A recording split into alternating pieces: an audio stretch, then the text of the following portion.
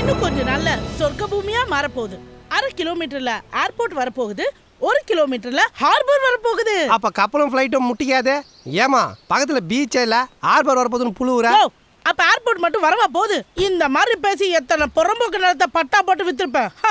உனக்கு இந்த இடத்த விற்கணுமா வேண்டாமா? விற்கணும். நீ சொல்லி நிலத்தை வாங்கணும்னு நேர்ல பாத்துருக்கிறியா? இல்ல. பாத்துறாத, கண்டினியூ. அது மட்டும் இல்ல, இந்த இடத்த தோண்டா 2 அடியில தண்ணி வரும். 2 அடியில தண்ணி வருமா? அப்புறம் எப்படி கடைகால எடுத்து வீடு கட்டுறது?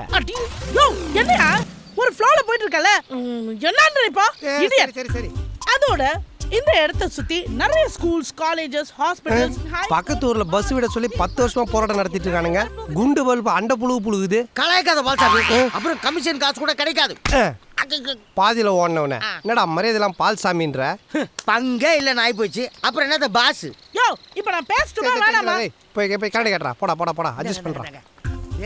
இங்க பாரு பால்சாமி, முதலாளி சொல்லுங்க முதலாளி. உனக்கு 1 வீக் டைம் தரேன். அதுக்குள்ள விக்கலனா பாம்பேல வேற பையர் ரெடியா இருக்காங்க.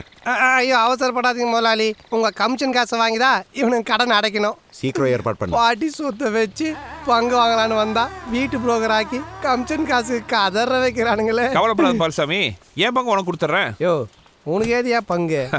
ப்ராப்பர்ட்டி இருக்கிறவங்கள செட் பண்ணா ஆட்டோமேட்டிக்கா அமௌண்ட் நமக்கு வந்துட போகுது.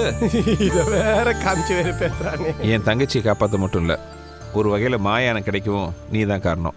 எது நான் காரணம்? ஆமாப்பா, உன் லவ்க்கு ஹெல்ப் பண்ண போய் தானே என் லவ் செட் ஆச்சு. அதனால தான் என் பங்கு உனக்கே கொடுக்கலான்னு முடிவு பண்ணிட்டேன். ஜூஸ் சாப்பிடுறீங்களா பாஸ்? இதுக்கு மேல உன்னால அல்பியா இருக்க முடியாதுல்ல. நான் ஜெயிச்சிட்டேன். இப்ப இந்த ரப்பர் எது ஓடி பிடிச்சி விளையாடிட்டு இருக்கிறான்? என்னம்மா?